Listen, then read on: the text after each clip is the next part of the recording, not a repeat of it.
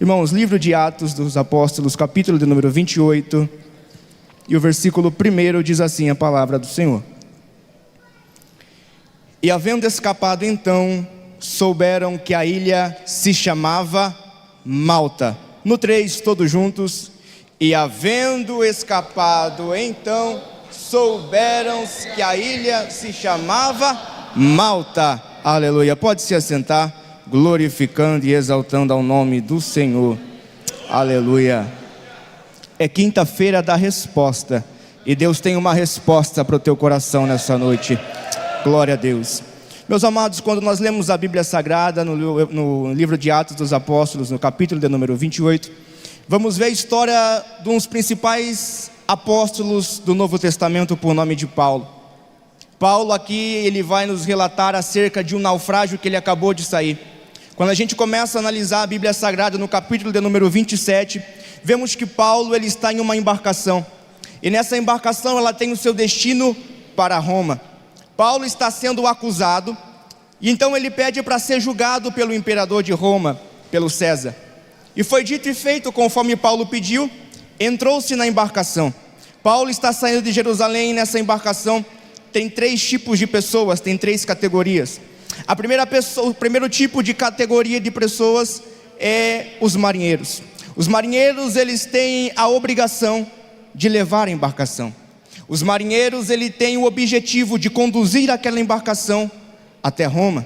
A segunda categoria de pessoas são os soldados. Os soldados estão ali para proteger a embarcação, tanto de outras embarcações inimigas, como também do terceiro tipo de pessoas que estão nessa embarcação, que são os prisioneiros. Então nessa embarcação tem 3 categorias de pessoas. As primeiras são os marinheiros, segunda categoria são os soldados, e a terceira é Paulo. Paulo, ele não está numa categoria boa. Paulo, ele não está fazendo um turismo. Paulo, ele não vai fazer um cruzeiro. Paulo, ele está indo para ser julgado, e ele faz parte da terceira categoria, como preso. Só que a história vai nos dizer no capítulo de número 27, de que quando eles param no primeiro porto para trocar a embarcação, Paulo vai chegar até o comandante da embarcação, e ele vai dizer: olha, é melhor a gente parar um pouco. Paulo vai advertir ao comandante por nome de Júlio, dizendo: é melhor a gente parar um pouco, é melhor a gente esperar um pouco, porque o inverno está chegando. E quando o inverno chega, o vento do norte, ele se levanta bravamente, e pode ser prejudicial à embarcação, e pode ser prejudicial às nossas vidas. Só que o capítulo 27 também vai dizer assim: e Júlio, não acreditando em Paulo, Júlio, não acreditando em Paulo, decidiu continuar a navegando, porque acreditava no dono da embarcação. E eu já quero aplicar isso aqui para alguém que tem mão para levantar e boca para dar glória, porque tem pessoas que se diz ser tua amiga, tem pessoas que se diz ser teu amigo, tem pessoas que quando você está no momento bom é teu amigo, mas quando você fala que Deus vai fazer algo na tua vida, quando você começa a advertir: olha, não é dessa forma, olha, não é desse jeito, Deus falou que não é assim, tem pessoas que vai virar as costas, tem pessoas que não vai acreditar, tem pessoas que vai dizer: olha, não é dessa forma, a profecia foi da carne, a revelação não foi de Deus. Mas assim diz o Senhor: o homem acreditando ou não, a mulher acreditando ou não, se Deus falou para você abrir a boca para profetizar, meu filho, abre a tua boca e profetiza, porque se foi Ele quem mandou, Ele garante. Aleluia. Júlio, não acreditando em Paulo, continuou a embarcação. Só que a história vai nos dizer do que Paulo, quando ele adverte Júlio, o que Paulo advertiu aconteceu. Porque passando-se 2 semanas, o vento, o inverno chega, a tempestade chegou. E a primeira coisa que Paulo advertiu, dizendo que ia ser prejudicial à embarcação, começou a acontecer. Os marinheiros já não sabiam como comandar a embarcação, então começaram a jogar para fora a carga. Começou a jogar para fora aquilo que eles tinham de preciosidade. Quando já jogaram para fora a carga para aliviar o peso da embarcação, Alguns já perderam a esperança, outros pararam de comer, outros já estavam em desespero. Só que tinha alguém nessa embarcação que não parou de comer, tinha alguém nessa embarcação que não entrou em desespero, tinha alguém nessa embarcação que estava com o joelho dobrado dizendo: com tempestade ou sem tempestade eu sei que Ele garante. Enquanto todo mundo estava desesperado, Paulo estava com o joelho dobrado sobre a embarcação. E eu tenho uma resposta de Deus aqui nessa noite. Você que veio buscar uma resposta, então receba. Aquele que ora tem resposta, aquele que busca tem resposta, aquele que clama tem resposta. Você veio aqui nessa noite, então assim diz o Senhor: a tua oração foi ouvida, o teu clamor foi ouvido, o teu choro foi ouvido. Assim diz o Senhor, aleluia, glória. O anjo do Senhor aparece para Paulo pela madrugada e diz: Paulo, avisa a todos da embarcação, as 276 pessoas, as 3 tipos de pessoas, as 3 categorias. Não é só os marinheiros, não é só os soldados e não é só os prisioneiros, são todos as 276 pessoas. Paulo fala para eles que todos vão ser salvos. Todos. Não é só porque é marinheiro que está num patamar elevado que vai ser salvo. Não é só porque é soldado que está com uma espada na bainha que vai ser salvo. É todos, é de forma geral. É Deus dizendo: o que eu vou fazer vai afetar você, vai afetar a tua empresa, vai afetar o teu casamento, vai afetar a tua parentela. Gian, não estou entendendo. Então receba isso. O milagre que Deus vai fazer na tua vida, você vai sair daqui nessa noite carregando não só o teu milagre, mas o milagre da tua família, o milagre da tua empresa, o milagre da tua parentela, o milagre do teu marido, do teu filho. Não importa o que seja, mas assim diz o Senhor: vai alcançar até quem não era para alcançar, vai buscar até quem não era para alcançar. Porque tem mãe que chora, tem marido que chora, tem pais que choram por filhos que estão na droga, por filhos que estão atrás da grade. Mas assim diz o Senhor: não se preocupa não, porque a tua oração foi ouvida. O homem falou que não tem jeito, para o homem é dali para a sepultura ou atrás das grades. Mas assim diz o Senhor: vão ter que ver a salvação chegando na tua casa, vão ter que ver o teu filho entrando de terno, profetizando, vai ter que ver a tua filha entrando no mistério e rodopiando. Sabe por quê? Porque Deus diz assim, ó: todos, é todos de forma em geral. Glória. É gostoso a gente receber profecia de que tudo vai sair bem. É gostoso a gente receber profecia de que Deus vai salvar. O difícil é agora que Paulo continua a profecia dizendo: o anjo fala: Paulo, calma aí, todos vai se salvar, porém a embarcação vai se quebrar. É Deus dizendo: eu vou salvar, eu vou livrar, eu vou trazer, eu vou restaurar, eu vou mudar o quadro da situação. Mas vai ter coisas que eu vou ter que quebrar, vai ter projetos que vai ter que ser, vai ter projetos que vai ter que ser quebrado, vai ter alianças que vai ter que ser cobrada, vai ter amizades que vai ter que ser desfeitas. Sabe por quê? Porque está atrapalhando o propósito de Deus, está atrapalhando o propósito. É por isso que tem muitas pessoas que você já começou a perceber que está se distanciando. É por isso que tem muitas pessoas que já não senta mais na tua mesa, que já não tem mais a mesma amizade que você tinha. É Deus quebrando embarcação, é Deus quebrando relacionamentos, é Deus quebrando aquilo que você queria. Porque Deus que me vê quebrado, se for possível, Ele faz você perder coisas, mas te perder Ele não perde. Eu vou repetir isso aqui: se for possível, Deus faz você perder algo, mas te perder Ele não perde. Não vai, não vai. O inimigo está achando que se Deus te quebrar, você vai ficar perdido. Mas isso aqui é como se diz a palavra de Jó. Jó vai dizer: antes eu conheci o Senhor por ouvir falar, mas hoje eu conheço. Por quê? Porque Deus me quebrou. E nesse processo eu sei que o meu Redentor vive. Aleluia. Glória. A profecia é essa: todos vão sobreviver se permanecer na embarcação. Todos vão sobreviver se ficar no barco. Só que tem uma coisa: vai quebrar. Passou-se um período, a lua não aparecia, o sol não aparecia, e a história vai dizer de que alguns, agora os marinheiros, viu que não tem mais jeito, pela madrugada, vão pegar as suas espadas e vão começar a cortar o bote salva-vidas para sair fora da embarcação. Eles querem abandonar o barco. Eles querem deixar o barco que fique por conta dos soldados e por conta dos prisioneiros. Só que a profecia era bem clara: todos vão sobreviver se permanecer na embarcação. Paulo agora se prontifica novamente e diz para Júlio, o comandante: todos vão sobreviver, mas se alguém sair da embarcação não tem como salvar. Agora aquele que duvidou, aquele que não deu crédito na palavra de Paulo, ele vai chamar os soldados e vai dizer: corta todos os botes salva-vidas, ninguém vai fugir, vai todo mundo permanecer no barco.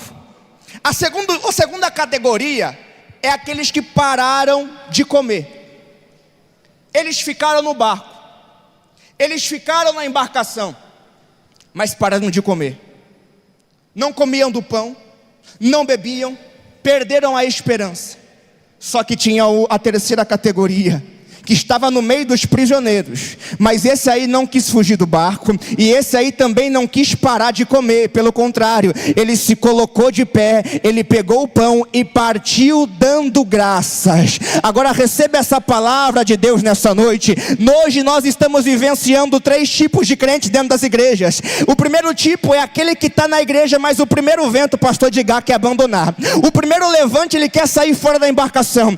O primeiro vale que ele entra, o primeiro deserto, ele quer abandonar o cargo, ele quer abandonar a chamada, ele quer abandonar o culto, ele não quer cultuar mais, ele não quer orar mais, ele não quer buscar mais, ele quer abandonar. Mas assim diz o Senhor: fica no barco que é melhor. Olha para alguém e fala: fica no barco que é melhor, fica no barco que é melhor. Quando eu falo de embarco, de embarcação, isso me faz trazer na minha memória a Arca de Noé. A Arca de Noé, Deus dá um projeto para Noé. O projeto, Deus dá todas as diretrizes, o tamanho, como é que vai ser. Só que me chama a atenção na Arca de Noé é quando Noé, isso aqui é conjectura de pregador, isso aqui é pensamento de pregador, pastor Edgar. Deus dá tudo para Noé, aonde vai ser a dimensão da porta. Só que imagine Noé perguntando agora: aonde eu coloco a maçaneta? Aonde eu vou colocar a fechadura? Eu imagino Deus dizendo assim para Noé: Noé, a maçaneta é portão automático, sou eu que abro a porta e sou eu que fecho a porta. Sabe por quê? Porque a porta que eu abro ninguém pode fechar, e a porta que eu fecho ninguém pode abrir. É Deus dizendo para você assim nessa noite: aquilo que eu abri para você, o homem pode tentar fechar, aquilo que eu dei para a tua mão, o homem pode tentar tirar, mas se foi eu que dei, meu filho, se foi eu que abri, eu garanto, eu me responsabilizo. Segunda coisa que me chama a atenção na Arca de Noé é que só tem uma janela, e essa janela não fica na lateral, essa janela fica em cima do teto. Agora imagina, todos os animais de 2 em 2 entraram dentro da arca. Noé, sua família, entrou dentro da arca, e entrou todos os animais de 2 em 2. Agora eu te pergunto, imagina comigo, como que era o odor dentro daquela arca? Eu tenho certeza que todos aqui já foram no zoológico, já passou por perto de algum animal na jaula e sentiu aquele odor. Por mais que tenha zelador, por mais que tenha pessoas trabalhando ali, fica aquele cheiro ruim, não fica? Agora imagina Noé, imagina a esposa de Noé, a nora dele, dentro daquela arca, aonde só tinha uma ventilação pequena e ficava lá em cima.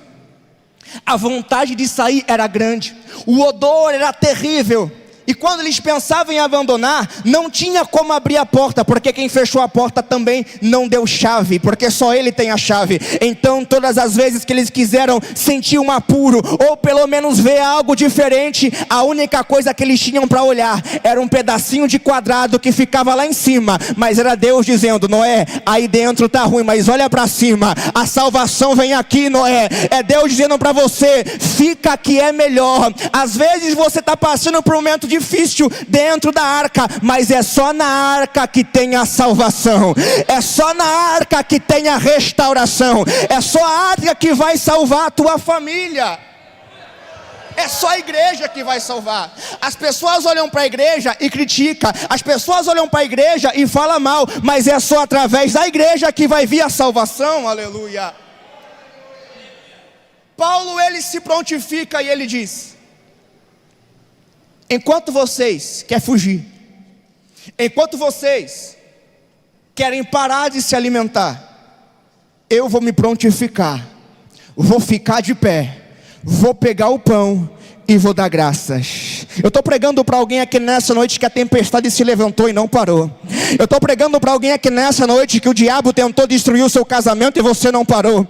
Eu estou pregando para alguém que a enfermidade nem bateu na porta, chegou arrombando, mas não te parou. Eu estou pregando para alguém que o desemprego chegou, mas não te parou. Eu estou pregando para alguém que está passando no deserto, no vale, mas não parou. E tem alguém olhando para você com o braço cruzado dizendo: a qualquer momento vai parar. Mas aí na quinta da resposta, Deus te trouxe aqui para te dizer: continua que é melhor. Continua, Rabassuri Calamandarábia. Continua que é melhor. O vento levantou, a onda chacoalhou, mas assim diz o Senhor: fica que é melhor.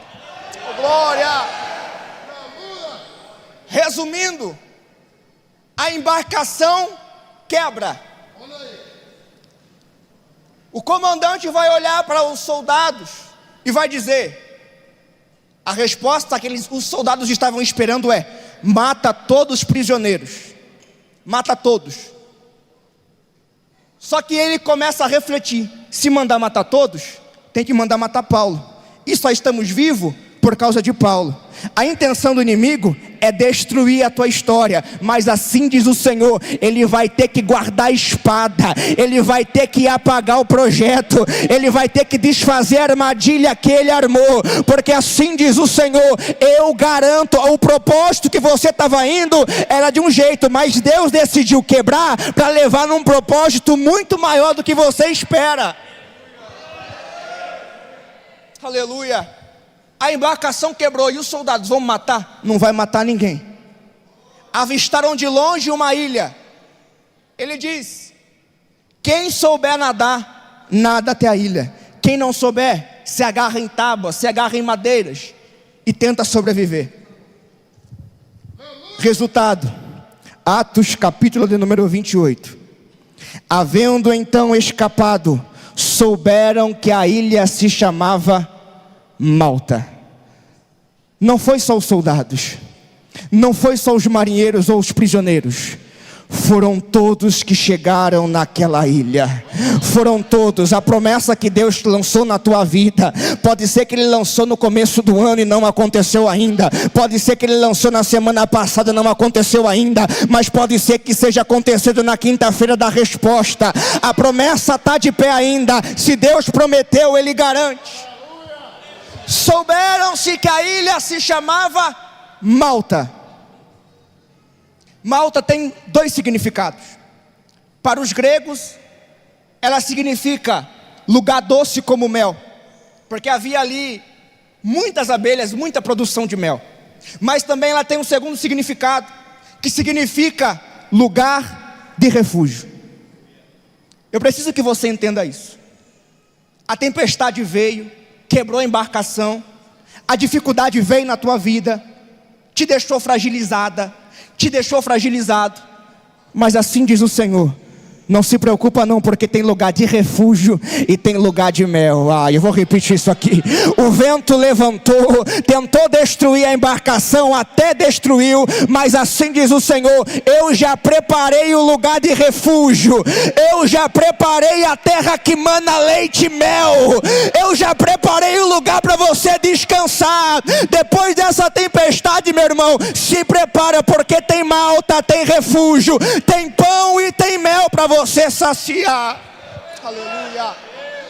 Oh, glória.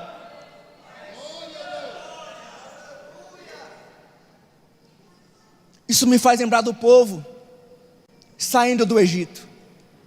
Deus tira o povo do Egito e direciona para uma terra que mana leite e mel. Só que para passar para a terra que mana leite e mel, tem que passar pelo Mar Vermelho.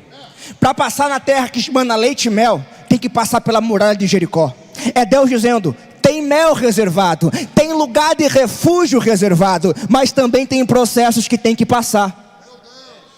E quando eu estava estudando sobre mel, eu fui estudar quanto tempo leva para uma abelha produzir mel. 50 dias leva para aquele pequeno inseto fazer aquele mel gostoso que todo mundo gosta. 50 dias. 50 dias ela sai da sua colmeia, ela passa colhendo pólen, ela pega néctar e ela volta para a colmeia. 50 dias fazendo isso. Tanto é de que os biólogos vão dizer que é um dos insetos que mais trabalha formiga e abelha. Em constante tempo está trabalhando, em constante tempo está num propósito, está em um processo para um propósito.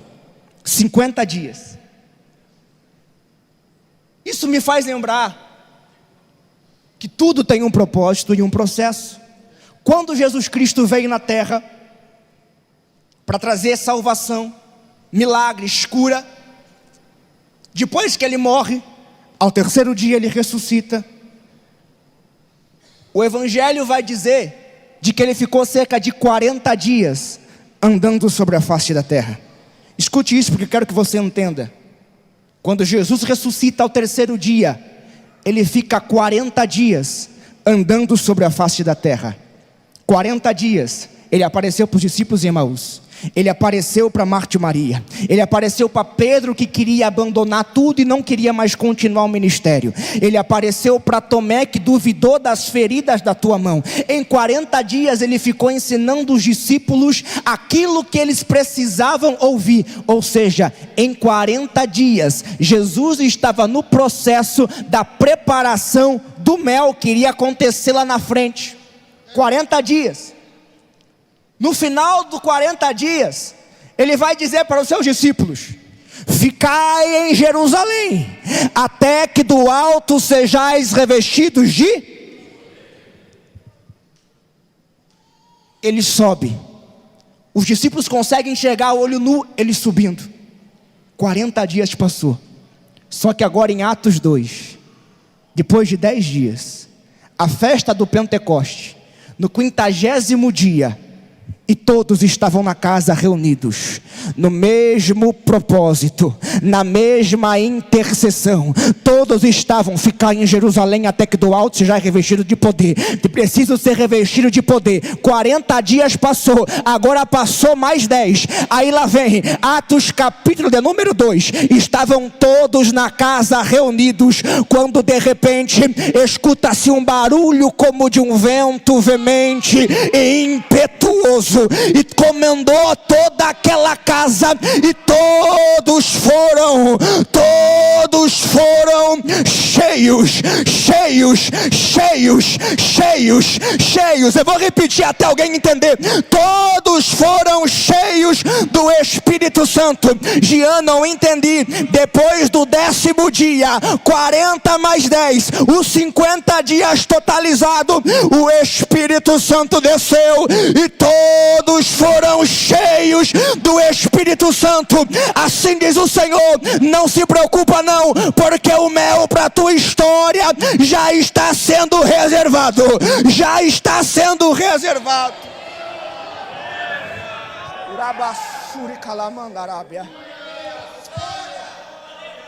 50 dias. Chegaram na ilha de Malta. Quando já chegaram na ilha de Malta, os bárbaros, Atos 28, versículo 2, receberam eles humanamente, com bastante generosidade, com bastante bondade. O que me chama a atenção é de que são bárbaros. Bárbaros aqui não significa que eles são homens da caverna, não significa que eles são homens chucros. Bárbaros aqui significa que eles não falam a mesma língua, o mesmo idioma. Eles não conhecem a mensagem, não conhecem Cristo. Mas o que mais me intrigou e chamou a atenção é de que eles receberam todos com bondade. E o principal, com uma grande fogueira acesa. E quando eu estudava essa mensagem, Deus falou no meu coração: não adianta ter nome de ilha, de lugar de refúgio, se não tiver fogueira acesa. Eu vou repetir isso aqui porque 2 ou 3 entendeu. Não adianta ter nome de lugar de refúgio, ter a doçura como mel se não tiver a fogueira do Espírito Santo dentro de você. Em outras palavras, não adianta pregar bonito, não adianta vestir um terno bonito, não adianta cantar bonito, orar bonito, ter uma boa eloquência, se dentro de você não tem a chama do Espírito Santo. Os bárbaros não conheciam Cristo, mas receberam todos com fogo.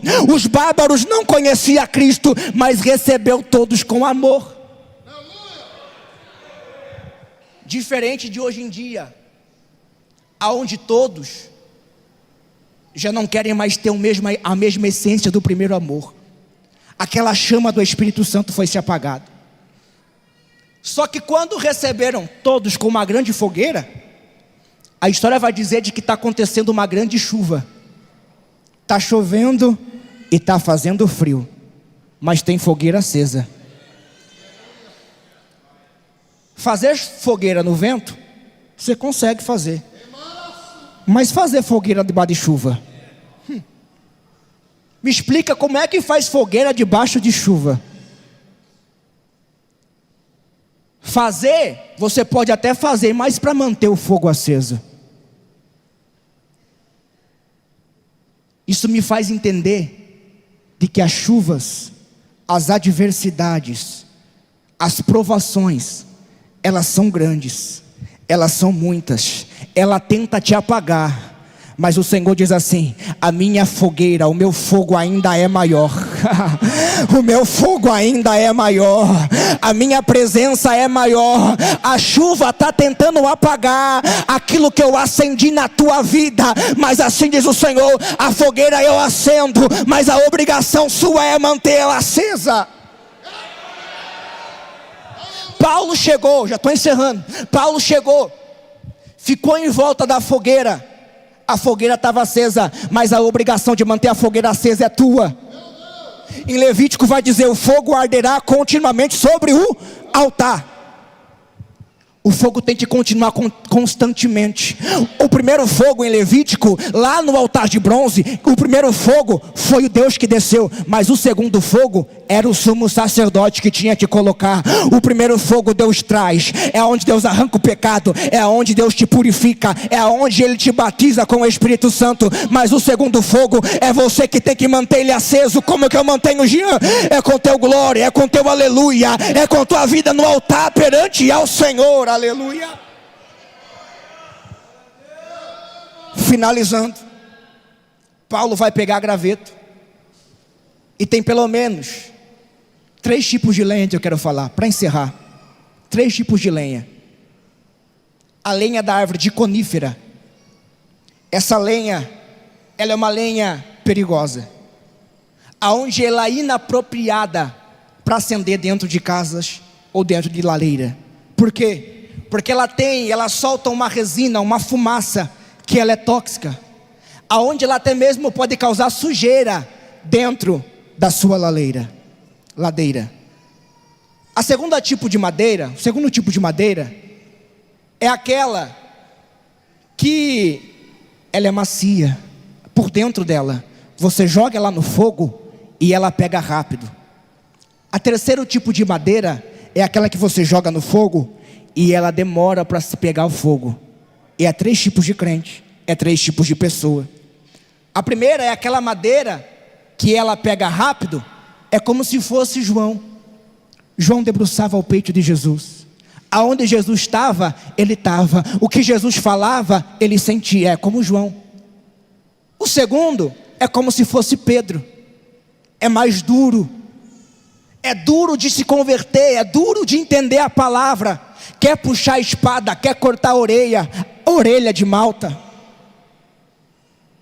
Mas só que quando o fogo pega, em uma pregação, ganha mais de 3.000 almas.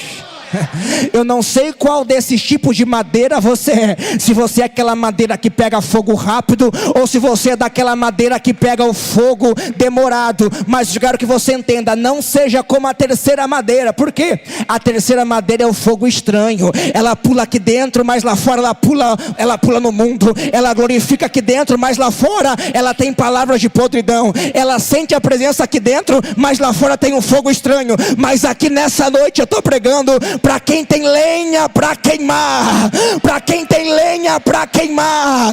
Deus me trouxe aqui para te dizer, nessa quinta da resposta, estou restaurando os teus sonhos. Nessa quinta da resposta, estou restaurando a tua vida espiritual. Nessa quinta da resposta, estou restaurando a tua vida sentimental. Receba, se você quer, nessa noite.